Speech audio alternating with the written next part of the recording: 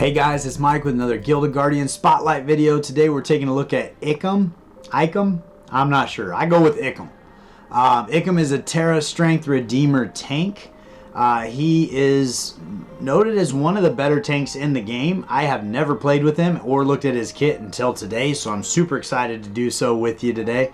On the gear front, we got him built with defense boots, the same boots that we've been using on everybody. We also got him on a defense 36% crossbow, just to make him as tanky as possible. If we jump into his skills here, his ultimate abilities in AoE attack is called Corruption. He triggers a random explosion that deals 120% of attack as magic damage to all nearby enemies and creates an area that deals 40% of attack as magic damage to all enemies in it every half second for 6 seconds. So he's going to hit him 12 times with 40%, and that's going to be, for us, it's 15 seconds instead of 6 seconds. So he's going to hit him 30 times with 40% attack as magic damage. So that seems like a lot. It seems like, even though it's kind of a tickle, I guess, but it's going to hit him 30 times. So at least the people that are inside of that area. So that'll be interesting to see. That sounds like it's probably going to do a lot of damage. Taunting Blow, I'd be curious if it stacks, because if he goes for 15 seconds, when he does it again, it's probably going to overlap the previous time it was going. So that'd be interesting to know. Taunting Blow is his second crowd control ability. Charge the furthest enemy in attack, dealing 225% of attack as physical damage and taunting them for 5 seconds. So the taunt, I believe, is just basically they can only use their basic against Ikam, and they will only attack Ikam for 5 seconds with their basic. And we have it at 300% attack, so this is going to hit pretty hard. It's not charging the enemy with the highest combat power, it's just the one that's furthest. Theoretically, that might be the same person, or it could be their healer or something like that. But either way, it's going to be somebody in the back row that's trying to be protected by their tank. So charging back there and doing some pretty big damage could be a big win. His passive is Safeguard. Every enemy with less than 30% HP increases Ikam's damage reduction by 4%. In our case, is 6%. So basically, as the team gets lower and lower in health, it's going to increase his ability to reduce the damage he's taking. Yeah, so that's a little bit confusing in the way they word that, but that is actually a pretty cool benefit. So as you get closer to the edge of the battle, or the end of the battle, he's going to be taking less and less damage as that progresses. So definitely has an interesting kit. The thing that kind of strikes me is here we have magic damage, and then here we have physical damage. So in those places where you are reflecting one or the other, it's something that you always need to be mindful of with Ikam, because both of those are going to reflect back onto him, and it seems like both of them hit pretty hard, so he could potentially kill himself with either one of those abilities. But we'll see how it goes.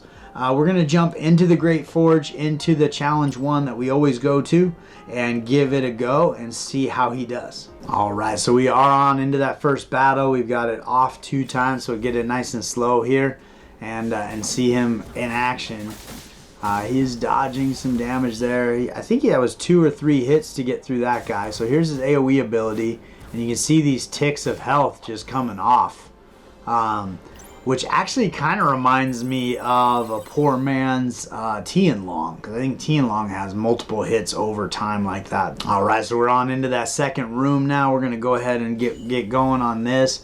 He did clear that last wave pretty quickly. So this is a pretty big area that he's hitting everybody in that area for the next 15 seconds, every half second, with 40%. So it's not a huge hit, but it's a constant hit, which is kind of interesting because the people in the back row probably are going to be not built as tanky, and so those hits will probably affect them a little bit more of their overall HP and so forth, so it would have a good chance of killing them. So to finish that thought, like the folks in the back row, that your damage dealers are going to be hitting the guys right in the front typically, so he's going to be kind of killing those folks in the back row behind the scenes almost, so that if you get through the front row, they're going to be probably a little bit softer if they're still alive, because that damage might actually kill him. But overall, I think that it's a pretty cool ability. It really does a lot of work, and especially when you level him up and he's doing it over 15 seconds, it's pretty impressive. So we definitely need to use our ultimate ability or we're going to die. He is negative affinity being Terra against Cinder, so that's unfortunate for him. But here we go. So he's got it going now. You can see all these ticks of damage he's doing. I don't know if it's enough. You better hurry up, dude. So he's doing it again. It'll be interesting to see if it stacks. It did happen 2 back-to-back.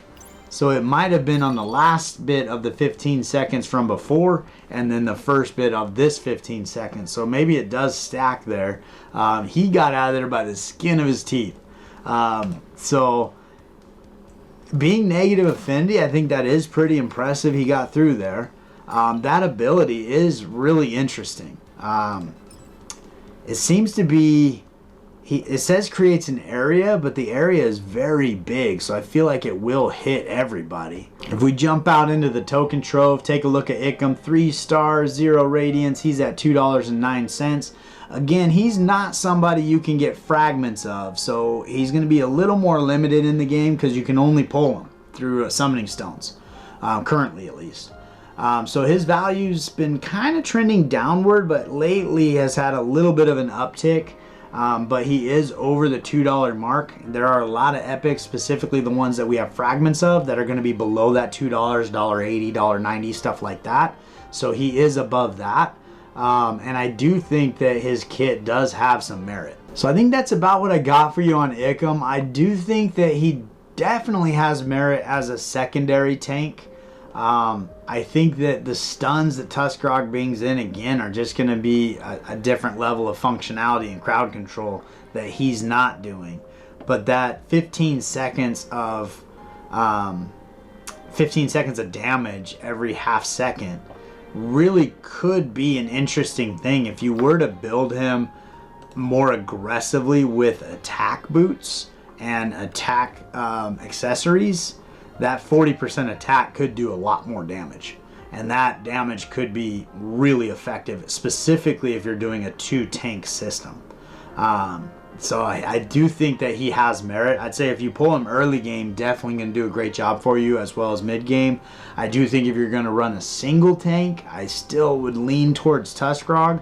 But I am going to be putting out a video, kind of a sequel to Tanks, where we're going to compare Tuskarog, Ikam, and Brund, because those were the 2 that I didn't have. I think Tuskarog won the first Tanks video, but Ikam and Brund were the 2 I didn't have for that video. So we'll put him up against those 2 and see who actually comes out better in that space. But I do think if you were thinking about doing a dual tank composition, that he would definitely have merit, specifically if you started building him with that attack function to do a little more damage.